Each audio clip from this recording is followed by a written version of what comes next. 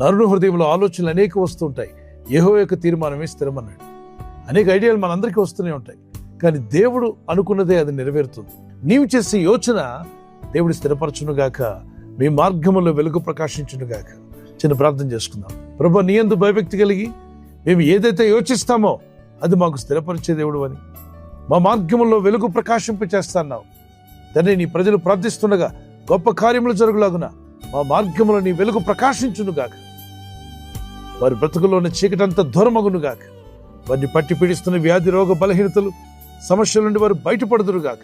నీ కనికరం చొప్పున వారి దుఃఖమును సంతోషంగా మార్చి ఈ రాత్రి నెమ్మదితో పండుకొని సురక్షితంగా కాపాడబడినట్లుగా నీ అగ్ని కంచి వేసి మమ్మల్ని కాపాడండి.